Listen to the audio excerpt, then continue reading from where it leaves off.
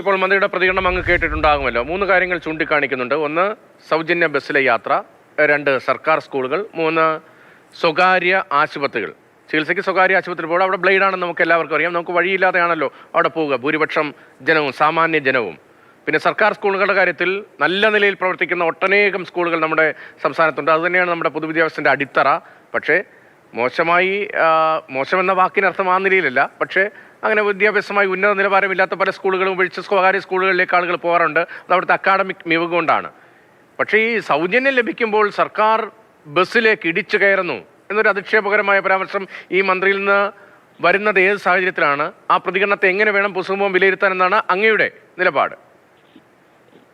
ഇതില് മന്ത്രി C P ജോണിന്റെ ഭാഗത്തു നിന്ന് വന്ന ഈ പരാമർശം അതെനിക്ക് വളരെ തമാശയാണ് തോന്നുന്നത്. കാരണം എത്ര അഭിമാനത്തോടുകൂടി എന്ന് പറഞ്ഞപ്പോൾ നടപ്പിലാക്കിയ ഒരു പദ്ധതി, ആ പദ്ധതിയെ വഴിക്ക് വെച്ച് ഇട്ടേച്ചു പോകാനുള്ള ഒരു തന്ത്രപരമായ നീക്കമാണോ എന്ന് പോലും സംശയിക്കണം. ഇത് ഇനി കേരളത്തിലെ സ്ത്രീകൾ എന്ന് പറഞ്ഞാൽ ആരാ? അത് ഏത് കുടുംബത്തിലുള്ളതായാലും. കേരളത്തിലെ കുടുംബങ്ങൾ എന്ന് പറയുന്നത് വളരെ ധനികരായിട്ടുള്ള കുറെ പേരുണ്ട്, വളരെ ധനികര്. അതുപോലെ ഇടത്തരക്കാരായിട്ടുള്ളവർ ധാരാളമുണ്ട്, അതുപോലെ പാവപ്പെട്ടവരുണ്ട്. എന്നാലും അതിദാരിദ്ര്യം വിമുക്തമായ ഒരു സ്റ്റേറ്റ് ആണല്ലോ കേരളം. ഇന്ത്യയിലെ മറ്റു സ്റ്റേറ്റുകളെ പോലെയല്ല. കേരളത്തിൽ ഇങ്ങനെ ഈ പദ്ധതി നടപ്പിലാക്കുന്നത് ഇന്ത്യയിൽ ആദ്യമല്ല. ഡൽഹിയിൽ എത്രയോ വർഷമായിട്ട് നടപ്പിലാക്കിയിട്ടുണ്ട്. ഇവിടെയാണെങ്കിൽ സർക്കാർ ഉദ്യോഗസ്ഥന്മാരുണ്ട്, വലിയ ഓഫീസേഴ്സ് ഉണ്ട്. അവരെല്ലാം വേഗത്തിൽ എത്താൻ പറ്റുന്നില്ലെങ്കിൽ ബസ്സിൽ കയറി കളയാം എന്ന് വിചാരിച്ച സ്വന്തം കാറില്ലെങ്കിൽ ബസ്സിൽ കയറുന്നുണ്ട്. അവർക്കെല്ലാം സൗജന്യമാണ്. അത് ഈ പദ്ധതി പ്രഖ്യാപിച്ചു, നടപ്പിലാക്കി വോട്ട് കിട്ടാൻ വേണ്ടിയാണ് എന്ന് തോന്നിപ്പോകുന്നുണ്ടല്ലോ. ഇപ്പോ വോട്ട് കിട്ടാൻ വേണ്ടിയാണോ, സ്ത്രീകളുടെ വോട്ട് കിട്ടാൻ വേണ്ടിയാണോ ഇങ്ങനെ ഒരു പദ്ധതി പ്രഖ്യാപിച്ചത്? അല്ലല്ലോ. അല്ലെങ്കിൽ അവർ പറയട്ടെ.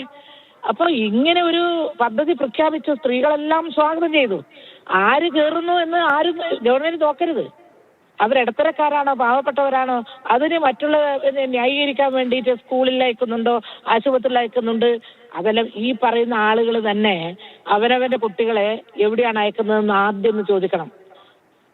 ഫീസ് കൊടുത്ത് പഠിപ്പിക്കുന്ന കേരളം പലപ്പോഴും പണ്ടും ചർച്ച ചെയ്തിട്ടുള്ളതാണ്. ഇപ്പോ ഈ സൗജന്യത്തെക്കുറിച്ചൊക്കെ വാചാലരാകുന്ന മന്ത്രിമാർ, മുൻ മന്ത്രിമാർ, പ്രധാനപ്പെട്ട രാഷ്ട്രീയ നേതാക്കൾ, അവരുടെ മക്കളൊക്കെ എവിടെയാണ് പഠിച്ചത് എന്നത് കേരളം മുൻപും ചർച്ച ചെയ്തിട്ടുള്ളതാണ്. അപ്പൊ ഈ പുറമേക്ക് പറയുന്നതല്ല അവരുടെ കുടുംബത്തിൽ സംഭവിക്കുന്നത്. ഇപ്പോൾ അവരുടെ സ്വകാര്യതയിലേക്ക് നമ്മൾ കയറേണ്ട കാര്യമില്ല. അങ്ങനെ പോകാറില്ലെങ്കിലും പൊതുവെ അങ്ങനെ ഒരു ചർച്ച വരാറുണ്ട്.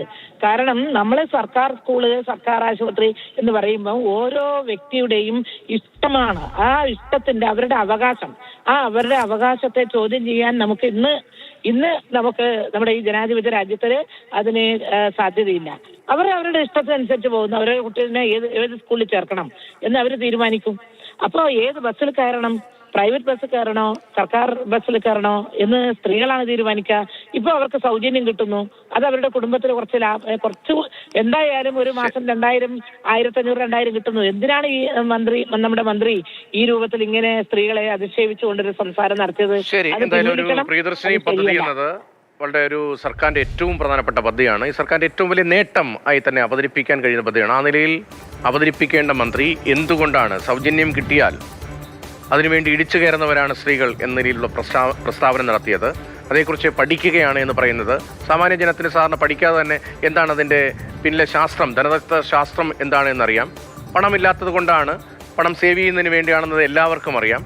സർക്കാർ ആശുപത്രിയിൽ പോകുന്നത് അവിടെയുള്ള വിശ്വാസം കൊണ്ടും സൗജന്യ സേവനം കൊണ്ടും മാത്രമല്ല, സ്വകാര്യ ആശുപത്രിയിൽ പോയി അത് ബ്ലേഡാണ് എന്ന് അറിയുന്നത് കൊണ്ടാണ്. ഇപ്പോൾ നല്ല സ്കൂളുകൾ ഉണ്ടെങ്കിൽ സർക്കാർ സ്കൂളുകൾ ആളുകൾ ചേർക്കുന്നുണ്ട്. എന്നാൽ അവിടുത്തെ അക്കാദമിക് അന്തരീക്ഷം മോശമാണെങ്കിൽ മക്കളെ നന്നായി പഠിപ്പിക്കാൻ ഇനി കടം വാങ്ങിച്ചാണെങ്കിലും ലോൺ എടുത്താണെങ്കിലും നല്ല സ്വകാര്യ സ്കൂളിലും ചേർക്കും. ഇതിലെ ധനതത്വശാസ്ത്രമൊന്നും അങ്ങനെ നാട്ടുകാർക്കറിയാത്തല്ല, അതിനെക്കുറിച്ച് പഠിച്ചുകൊണ്ടിരിക്കുന്നു എന്നതാണ് മന്ത്രിയുടെ പ്രതികരണം. നമുക്ക് തിരികെ